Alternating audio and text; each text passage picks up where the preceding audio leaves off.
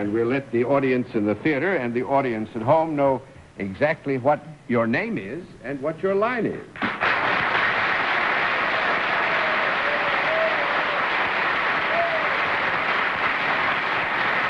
I said, Vidal, how do you do this? You know, I told him I have a small salon, and he said, well, you know, the trick is you need to hire somebody better than you. Really, he told me that, and I'm like, what?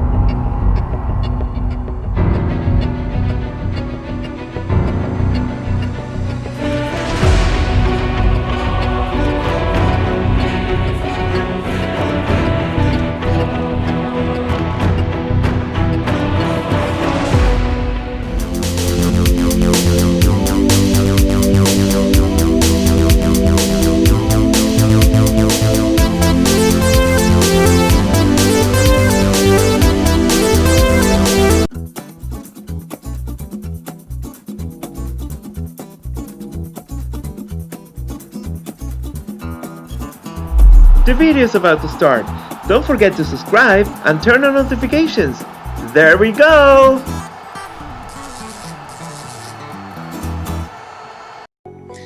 Welcome, ladies and gentlemen. Today we have the pleasure to be with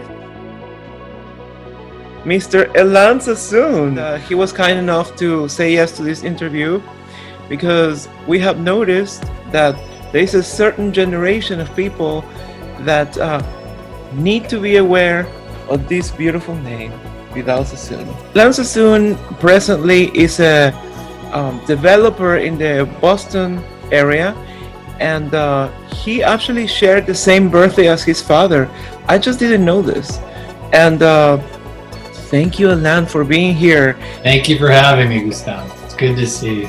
The first question would be like, why is your father, your dad, so important in the hair world? I think he created something very special early on. Besides the products, which were incredible and very timely. You could get a haircut, they could leave, they could wear that haircut for a long time instead of having to come in and set it. Like at the time, you'd have to come in, you'd have to set your hair, and you have to keep coming to the salon every couple days. So he created something where you didn't have to come in that often, but it was these beautiful geometric haircuts. And then, how was it for you to grow up as the child of, as the son of such a celebrity? I mean, I just cannot even imagine. How was it? Well, when you're growing up, you don't really think about it. You know, your friends are your friends, and they know you, and they don't really care who your parents are. And but you know, when you get a little older, you know, college or whatnot, you know, people start to say, oh, that's so-and-so's, you know, child. And you kind of want to develop your own name and not be, you know, the son of Vidal Sassoon all the time. But since he was a great man, I'm very proud of him. I loved it, him and my mom. So let's start with your father, with Vidal, my mentor. So how did he really start? Like, what was the beginning of his everything? So when he was young, he was very, very poor, and my grandma was very poor. My dad's father was kind of a womanizer, so he wasn't around to take care of him and his brother Ivor. So my grandma did, and then it came to a point where she couldn't take care of them. So she put them both in an orphanage nearby, and she would come visit them on the weekends or every other week as much as she could. And she was working, and she just put him there so they would feed him. Basically, it was a very rough time. When he was 14 years old, she took him out of the orphanage, and she took him to a hair salon. And he said, listen, I don't want to be a hairstylist. What? Wait, so he said he didn't want to be a hairstylist, but he became in Vidal Sassoon? Wow. One of the best hairstylists in the world. She took him to a hair salon and said, this is my son, I'd like him to be your apprentice.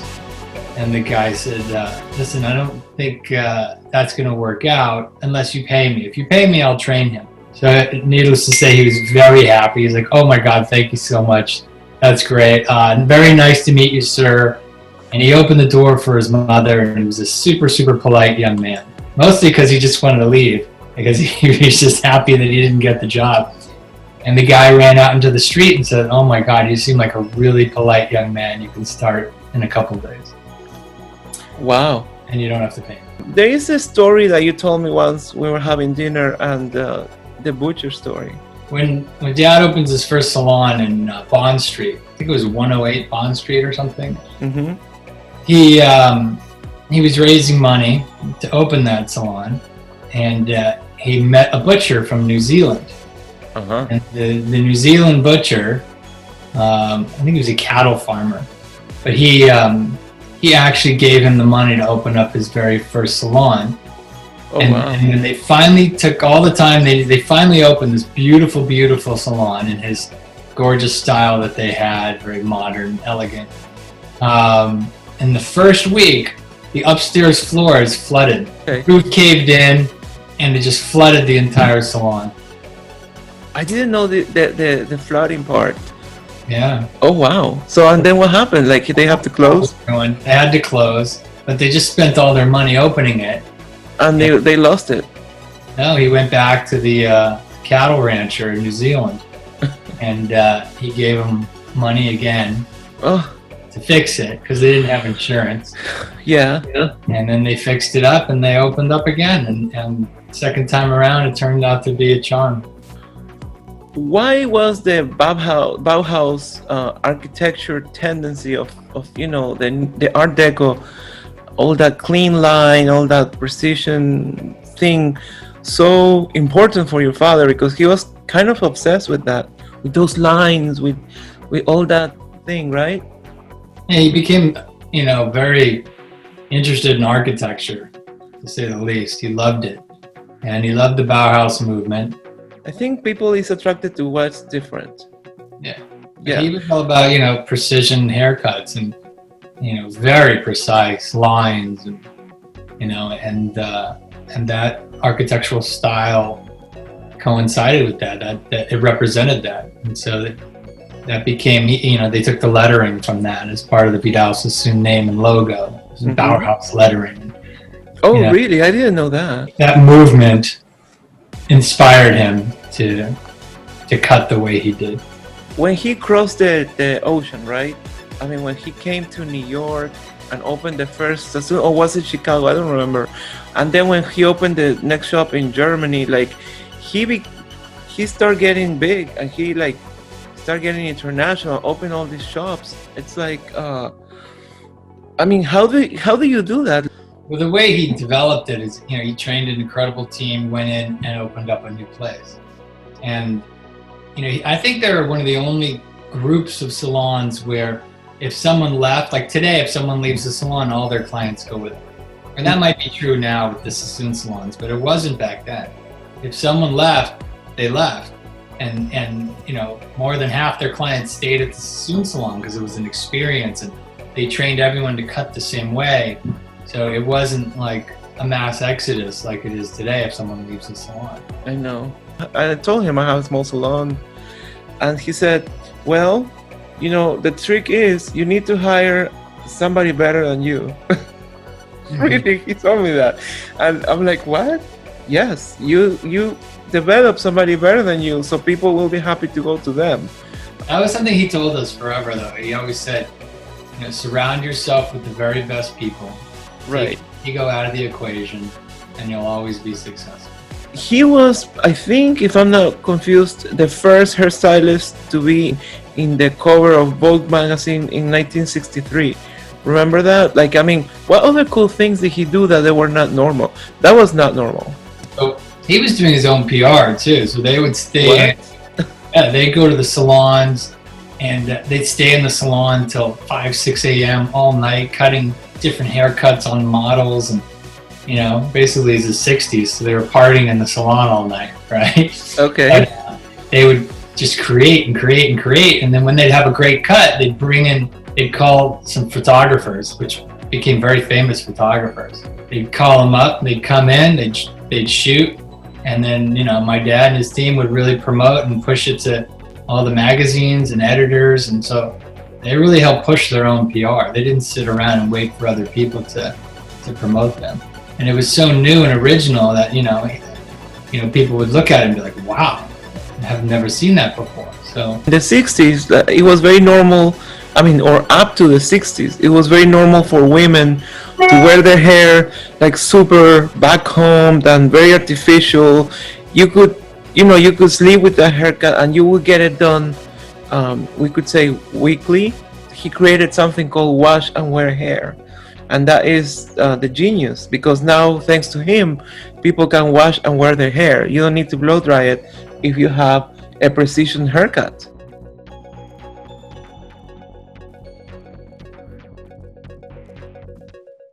This video is brought to you by Gustavo Briand Studio, where hair for ladies and gentlemen becomes high art, located in the heart of Miami Beach, Florida, and Sultry Eyes Lash Studio, dedicated to bring out the goddess out of every woman, now located inside Gustavo Briand Studio.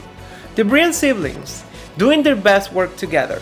If you are in the area of Miami Beach, please check the website, book your appointment. The website is here below, and let's get this started. And South Beach Charity Angels. South Beach Charity Angels is our own charity, and it operates here in Miami, Florida. If you want to know more, read the website.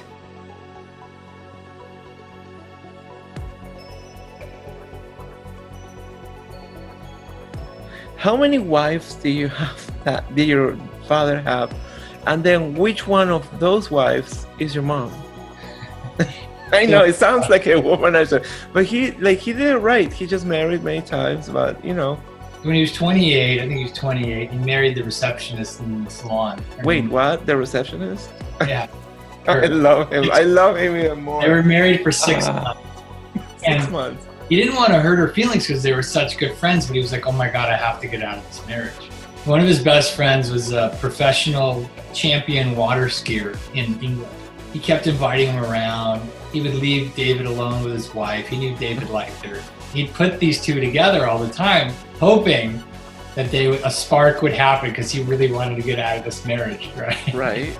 And it happened. They fell in love.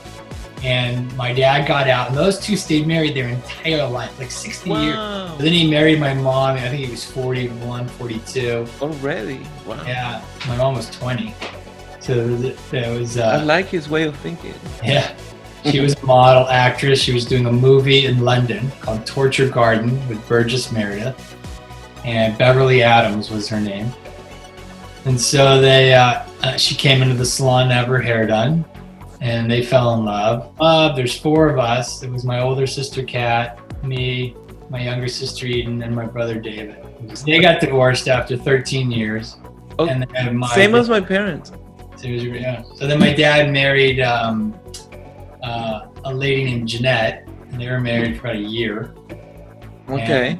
And then he married Ronnie, his 4th wife. And they were married over 20 years. Which I also met. Yes. Four wives, but all the kids were with my mom. So your father had his own TV show, right? Yeah, he had a show called Your New Day with Vidal Sassoon. What is it called? Your New Day. Your like yours? Like yeah. Your New Day with Vidal Sassoon? New Day with Vidal and Beverly Sassoon. It was the 2 of them. Wow, look at that. Morning shows every morning. For how long was it aired? They did like 200 episodes. That's a lot on TV, yeah. So let's talk about the books that your father wrote, because they impacted my life. The first one I ever read was like, Sorry to Keep You Waiting, Madam, or something like that. Yeah, that was a good book. That was like one of the original books about his life and opening the salon in the 60s and all that. Mm-hmm. And so yeah, that was good. Yeah. Did he write many of them, or just that one? Or he wrote that book. He wrote A Year of Beauty and Health with my mom. That was in the #1 bestseller list, I think, in the early 80s. He wrote his autobiography, which is a great book. He wrote it? He wrote it, yeah. Yeah, but and what was the name of that book? It was called How One Man Changed the World with a Pair of Scissors. I like that name. Yeah, so they did a movie, documentary, and then Michael Gordon from Bumble, he did the documentary. And right, I've seen the movie. Very well done. And then we just the rights to his life story just got picked up in the United Kingdom. They're going to do a 6-part mini-series.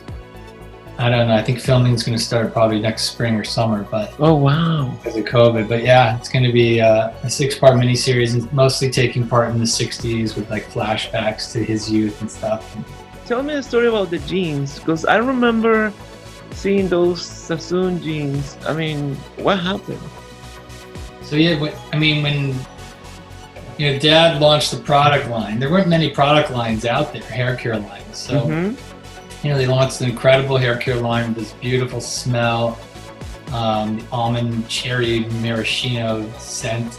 Yeah, I still love that scent.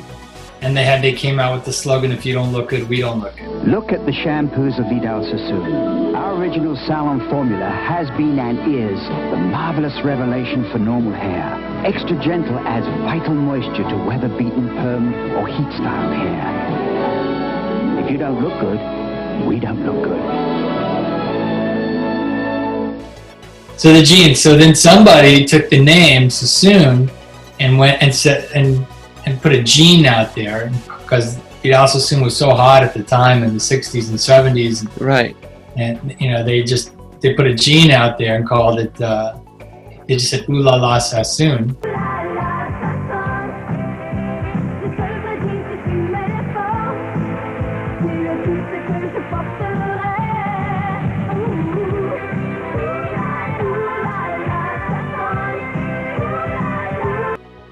And it took off. It was huge. It was massive. And then my dad wasn't very litigious. He didn't want to sue anybody, but the company directors did. So they sued the jean company, and they won. And eventually the jean company went away. The soul of the name. When your father sold his own name, I mean, which sounds very strange. And, I heard it was like your dad's biggest regret of his life. And the salon, selling the salons, the names and everything. What happened? And so it wasn't something that he wanted to do. Right. But an offer came in for, quite a bit of money at that time. It was 1984. But an offer came in with a very, very big offer, and he turned it down. He didn't really want to take it, but the majority of his board, he owned just under 50% of the company. Oh. So the board, everybody, they wanted to take it. They weren't sure if they would get an offer like that again, so they took the offer and they sold the business. So once he sold the salons, right? So Vidal was like, what do I do with all this money now? What did he do for years until he sadly died? Well, they hired him. So Procter & Gamble paid him, and they hired him. He went and he launched China. I mean, China still does enormous money. Last time I saw it was 7 years ago, and it was $285 million a year in sales in China. Would they have the Vidal Sassoon shampoo in China? It's enormous. It's the biggest in the world right now. What? Yeah. I had no. Oh my God! What? Biggest in the world in China. They do probably over 300 million now. My dad went in and launched it, and then Procter & Gamble went in and built the school. So they built that school to help promote the product. And the product is very, very large in New York. What is the CVE your father got, and what is the difference between that and being knighted? I mean, that's a really high honor, I think. Oh, it's huge. Yeah, so he got the CBE award, which is the Commander of the British Empire. What? Okay, wait. How is he commanding with scissors or what? I love this. Yeah. Right below a knighthood, and the Queen gave it to him. There's a great picture of the Queen. Oh my God, the Queen. And they wouldn't let anyone in except for one person. So the photographer. The photographer. Anybody else in. But so she gave him the award, and she let him know that, if he gave up his British citizenship in the 70s because the product line was making so much money and the American government wanted their taxes, and so he had to become an American citizen so he wasn't double taxed. Mm-hmm. So he became an American really for tax reasons, and then he obviously loved being an American, but he always loved being a Brit. So he couldn't get the knighthood because he gave up his British citizenship. So she gave him a commander of the British Empire, the CBE.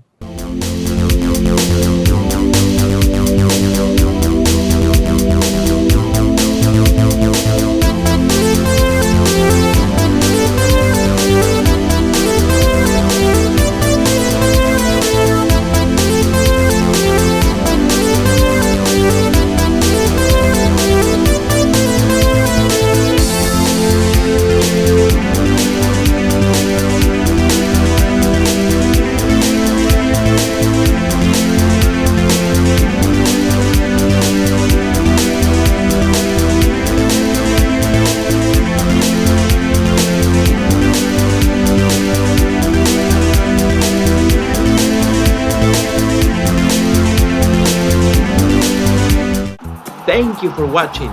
Please don't forget to subscribe and turn on notifications. That's clicking on the little bell. Comment all you want. If you enjoyed the video, please give it a like. Don't forget to subscribe to grow the community. And also, don't forget to follow our social media. And if you want to go ahead and share this video in all your platforms, share the love. Till next time! Bye.